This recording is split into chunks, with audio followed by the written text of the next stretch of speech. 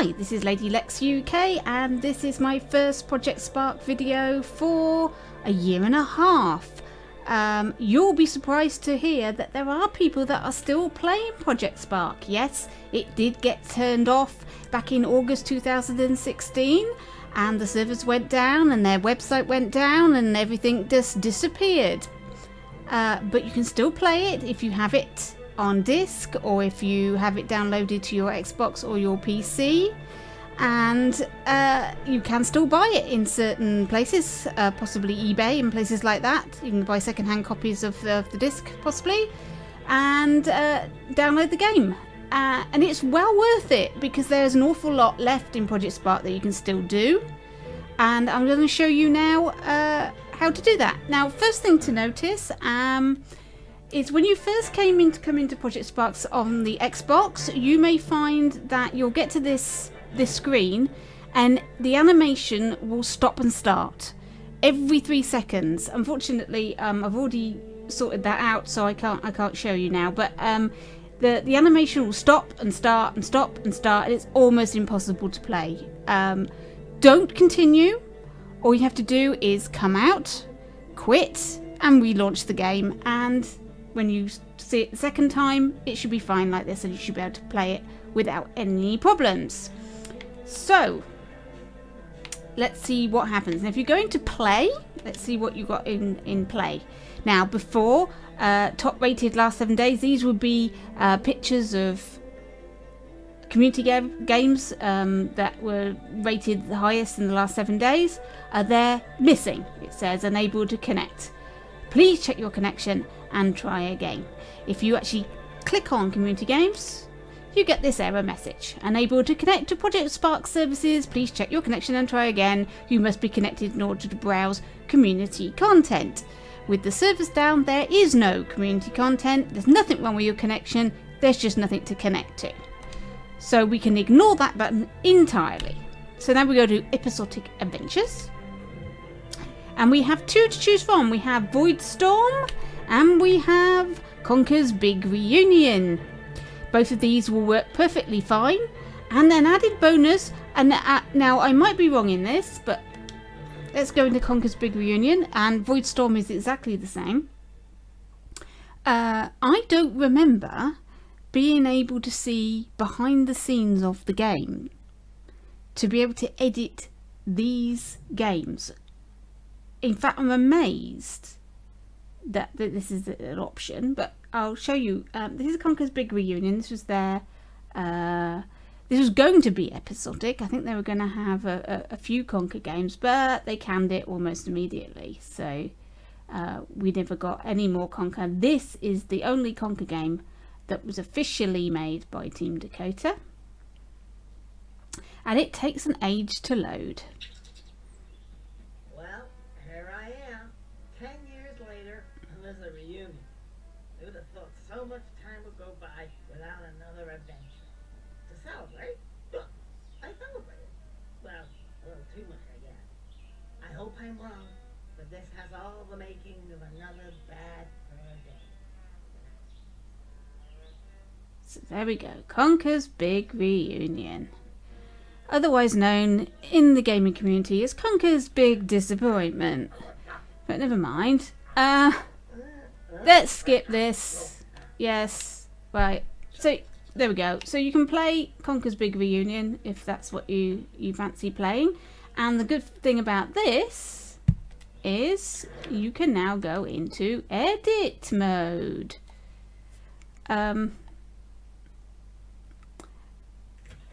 Here we go, and now we can see all the lovely logic cubes. All the lovely logic cubes that Team Dakota use. And I've got various characters here. There's some teddy bears there. There's Birdie there. There's Birdie over here as well. It's amazing. You can see how they made the game, and there's an awful lot in here. So you can see, it'll just zoom right up so you can see how big the world is, or how small the world is, depending on your point of view. There we go. There's Conker's Big Reunion. There's the game. That's all it is. So for those of you who spent money on the Conquer DLC in order to get this game, and this is what you got. Anyway, as fascinating as that is, we don't want to be doing that. So there's that. That's still available, and with the added fun of being able to look at behind the scenes and see how it was made. And also Crossroads. You go into Crossroads and you can generate your own Crossroads level and play it, and that also you can edit. So fun for everyone. No, it will need to begin. Yeah. So as you can see, this is all working, and you can play this. So I'm not interested in playing Crossroads. I've played enough of it while I was grinding for credits, so we'll forget that. We don't want to play that. So that's available. Right, now we go back to the home page. There is a tutorial level available. So if you need that, you can go to that. Though I recommend you go to schoolofcode.com/.wordpress.com. So start that again because that was rubbish. schoolofcode.wordpress.com. I'll put the link in the description below. That's my website. That's my tutorial website, and there's lots of really great YouTube tutorials and written tutorials there to get you started in Project Spark. Or if you've already started and you just want to know how to quickly make a grenade or a shop or something, there's tutorials for all of those sort of things. So what we can do now mainly is create. So all of your levels that you made are here, and any levels that you remixed are here. So if you were on the ball when they were doing the close down, then you could have downloaded games. I downloaded things that I thought would be useful for me to make my own games. So I downloaded Trigonimos, and I downloaded Noxious Bog DLC because Noxious Bog is actually missing now. So unfortunately, Team Dakota didn't set that one up properly when they launched it, and so it's not part of the game now that it's offline. Why? Well, whatever. What else did I download? I downloaded Rapture's Trees because they were very useful. So I don't have any of the great games here to play, which is really disappointing because I was starting to download them on my PC, but then my PC version of Project Spark, Microsoft upgraded and it suddenly didn't work, so I lost it on the PC, and I've only got it now on the Xbox. Now you can create your own games here, and okay, you can't share them to the community so that they can play them, but you can record using your Xbox recording, or by streaming it to your PC and using your on-screen recording software, whatever you've got, and therefore make videos and put them on YouTube like I'm doing now. And you can share them in various clubs. There is a club that I belong to on the Xbox Club, Project Spark team. It's friendly.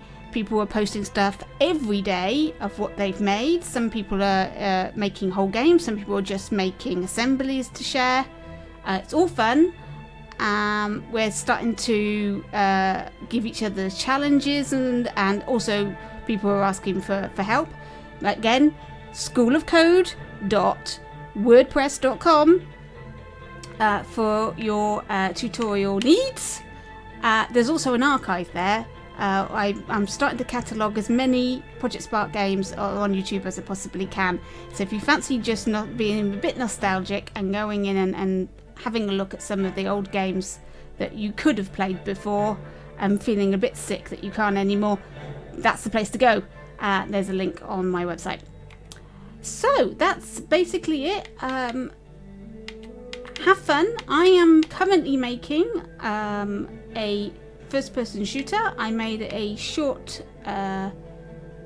side-scrolling platformer level for a little challenge for the club, and I'm now currently working on a first-person shooter based on Alice in Wonderland in space, which was a challenge that I got set. And I'm having quite a lot of fun doing it, and you can just see there are some of my characters there that I'm going to put in my game, and this is my working copy. I am not going to show it just yet. I'm going to complete it first and then make a lovely video, and then a tutorial video on how I did various bits of the game, which I think would be useful for some people. So if you have Project Spark and you've got it on your Xbox and you're thinking, I haven't played that for ages, what hell can I do with it? Go in, have a look, see what you've got there, see what you made in the past, reminisce a bit, and then have a go at making something. I'm going to set everybody a challenge now. Going to start from scratch. Here is my challenge. Start from scratch. I want you to make, we'll start with something very simple. I want you to make, using the props available, I want you to make a character from Alice in Wonderland. It can be any, or Alice Through the Looking Glass, it's up to you. Alice stuff. Now you can base it on the Tim Burton, or your Disney, or just Victorian idea of Alice in Wonderland and the original paintings and drawings.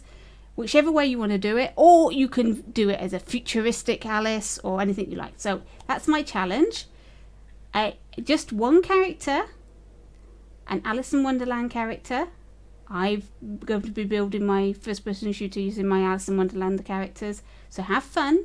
It can be any character you like. Just make a design using the props available and the characters available, and let's see what you can come up with. So that's my challenge. Okay, have fun and keep on sparking.